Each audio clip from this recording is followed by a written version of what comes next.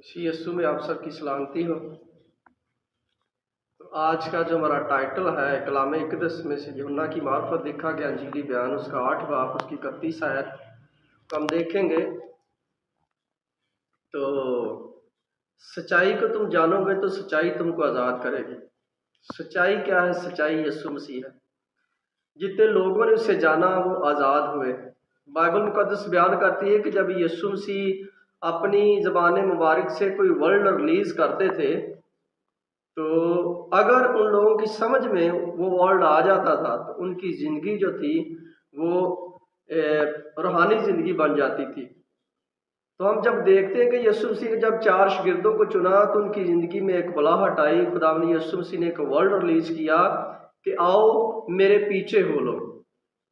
पीछे होने का मतलब है कि यीशु मसीह को फॉलो करना, उसको जानना ना कि जब तक हम यीशु मसीह को जानेंगे नहीं, उसके कलाम पर कायम नहीं रहेंगे, हम उसके अच्छे शागिर्द कभी नहीं ठहर सकते। बाइबल मुकद्दस बयान करती कि जितने लोग डिप्रेशन में हैं, घबराहट में हैं, वो कभी भी यीशु मसीह को फॉलो नहीं कर सकते, ना उसके हुक्मों को कभी फॉलो कर सकते हैं, ना उन हुक्मों पर ईमान रख सकते हैं और ना उन हुक्मों को फॉलो करके तजर्बाकार बन सकते हैं। मसीहत में रहते हुए हमें तजर्बाकार होना बहुत ज़रूरी है। यीशु मसीह के शागिर्द जिस भी काम में थे, वो जो जॉब कर रहे थे उसमें तजर्बाकार थे। पतरस, यूहन्ना, अंद्रियास और यकूब जो मछलियां पकड़ रहे थे, जो यीशु मसीह के पहले शागिर्द थे, जो यीशु मसीह का चुनाव था, जो उसने अपने लोगों का चुनाव किया, क्योंकि ऐसा बादशाह आया जिसको अपनी बादशाही के लिए लोगों की जरूरत थी और उसने डिसाइपल लोग चुने जो मेहनत में और काम करने में नंबर 1 थे। और वो ऐसे मशेरे थे क्योंकि उन्होंने खुद कहा यीशु मसीह से कि हमने सारी रात मेहनत की। आप इमेजिन करें, यकीन करें कि जो लोग रात को मेहनत करते हैं, दिन को मेहनत करते हैं, वो कितने ब्यूटीफुल होंगे, कितने ब्लेस होंगे। तो खुदा ने उन लोगों का चुनाव किया जो मेहनत कश लोग थे। यीशु जानता था कि ये मेहनत कर सकते हैं मेरी बादशाही के लिए, मेरे किंगडम के लिए, ये लोगों की तैयारी कर सकते हैं। तो बाइबल मुकद्दस बयान करती है कि उन्होंने ऐसे काम किए, बड़े बड़े काम, जो कि आजकल इंसानों की सोच से बाहर है। हैरत गुम हो जाती जब हम वर्ल्डों को देखते हैं। तो ये यीशु मसीह के वर्ड थे कि आओ मेरे पीछे हो लो, मैं तुमको आदमगीर बनाऊंगा। आज हम उसके कलाम में कायम नहीं रहते, इसीलिए यीशु मसीह यहूदियों को फरमा रहे हैं कि जो मेरे कलाम पर कायम रहते हैं वो मेरे शागिर्द ठहराएंगे। सच्चाई को जानोगे तो सच्चाई तुमको आज़ाद करेगी और सच्चाई यीशु मसीह है। हम सच्चाई से बहुत दूर हैं। आप जानते हैं जब हम ओल्ड टेस्टामेंट को देखते हैं तो जब यूसुफ को कुएं में फेंका गया, जब यूसुफ को एक खड्डे में फेंका गया तो यूसुफ के अंदर घबराहट नहीं थी कि उसके अंदर घबराहट सी कि मैं मर जाऊंगा। उसने अपने भाइयों के आगे तरला मिन्नत वास्ता पाया हो कि मुझे इस कुएं से निकालो। वो दिलेरी, उसने दिलेरी रखी, क्योंकि बाइबल भी ये बयान करती कि डर मत, मैं तुम्हारे साथ हूँ। अगर आज हम इब्लीस से डर जाएंगे, मौत से घबरा जाएंगे, तो हम मौत पर फतह नहीं पा सकते। फतह मौत पर वो पाते हैं जो इब्लीस पर गालिब आते हैं। और यूसुफ ने ऐसा किया, वो कुएं के गिरने के बावजूद वो कायम रहा।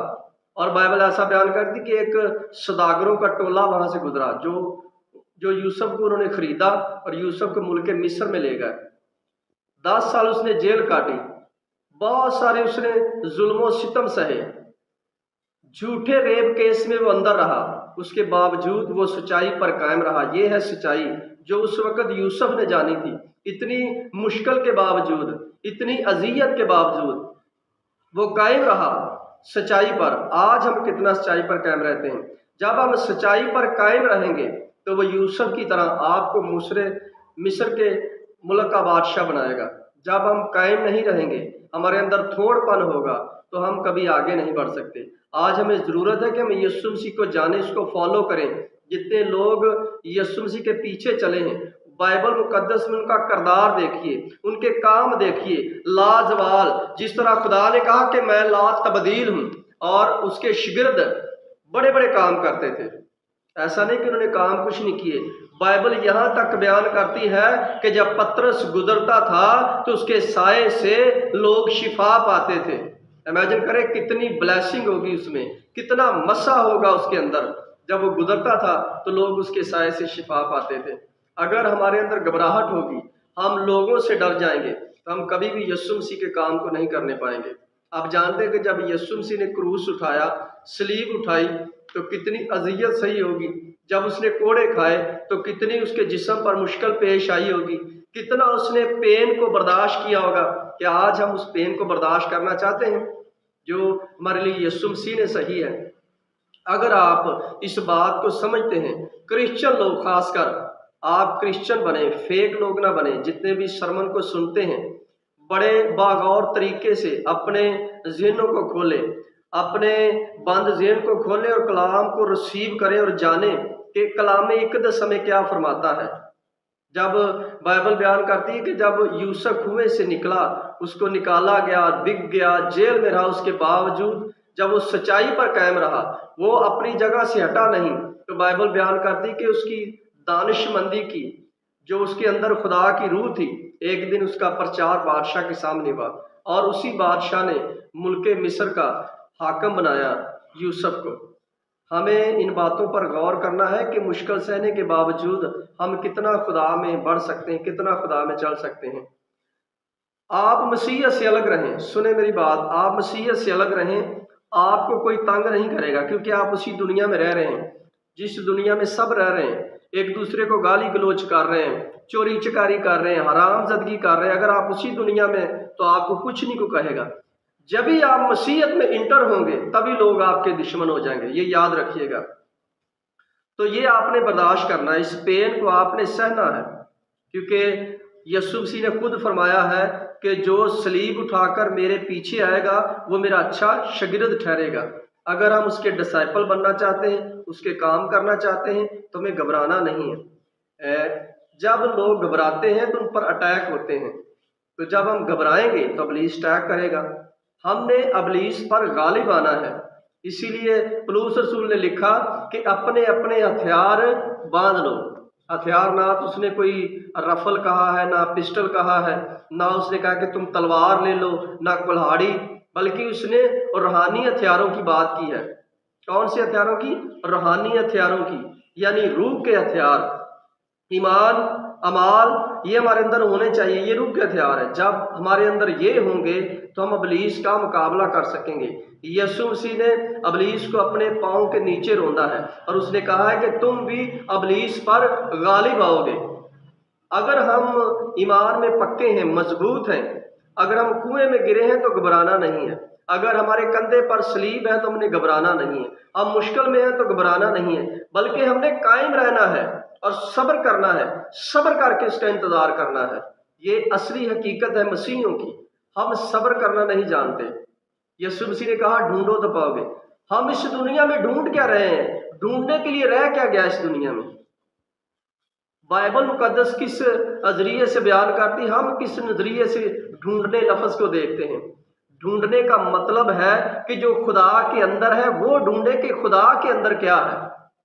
आप जानते हैं कि जब आदम को बनाया तो खुदा ने अपनी शक्लो शबीह पर बनाया और जमीन का सारा इख्तियार आदम के हवाले कर दिया गया।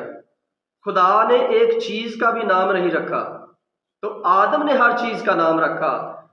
हर जानवर का, हाथी का, शेर का, तोते का, हर चीज का आदम ने नाम रखा।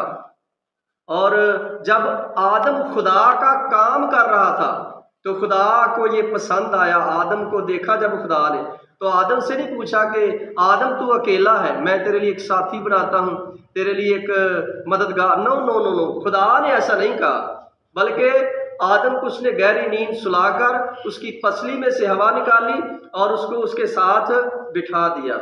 ये है खुदा जो आपके लिए करना चाहता है। खुदा आज भी अपने फरिश्तों को आपके ऊपर भेजता है। आप जानते हैं कि खुदा के फरिश्ते अब्राहम के नौकर के साथ भी थे जब वो इसहाक के लिए रिश्ता लेने गया था। जब आप लोगों के साथ अच्छा रवैया होगा, अच्छी तरह से चलेंगे, तो यकीनन खुदा के फरिश्ते, खुदा खुद आपकी हिफाजत और निगहबानी करेगा, जिस तरह हमने इसराइल की बियाबान में की। और अगर इतनी उसकी हिफाजत करने के बावजूद आज भी हम अंदर से कुड़कुड़ा रहे हैं, बुड़बुड़ा रहे हैं, तो इसका मतलब है कि हम सच्चाई को जानते नहीं हैं, हम सच्चाई से वाकिफ नहीं हैं, हम सच्चाई से बहुत दूर हैं। तो हमें सच्चाई की तरफ राग़िब होना चाहिए, मुड़ जाना चाहिए, हमें सच्चाई की तरफ आना चाहिए। यही हमारी लाइफ है। अगर हम आज सच्चाई को झुटला देंगे तो आने वाले वक्त में ये मत उम्मीद रखिए कि हम यीशु मसीह का इस्तकबाल कर सकेंगे, क्योंकि बाइबल बयान करती कि वही उसका इस्तकबाल करेंगे, वही हवा में उसके साथ उड़ेंगे जो ईमान में मजबूत होंगे, जिनके अमाल अच्छे होंगे, जो यीशु मसीह का प्रचार इरशाद आज़म लोगों तक लेकर जा रहे हैं। बेशक आज आप गुर्बत में हो सकते हैं, कोई इशू नहीं गुर्बत का, कोई प्रॉब्लम नहीं है इतनी गुर्बत की। वो कहता है मैं चिड़ियों को खाना देता हूँ, तुम तो इंसान हो, तुम तो मेरे फेवरेट हो, खुदा ने आपको फेवरेट बनाया है। तो जो फेवरेट चीज़ होती है हमेशा वो दिल के करीब होती है, आप खुदा के दिल के करीब हैं।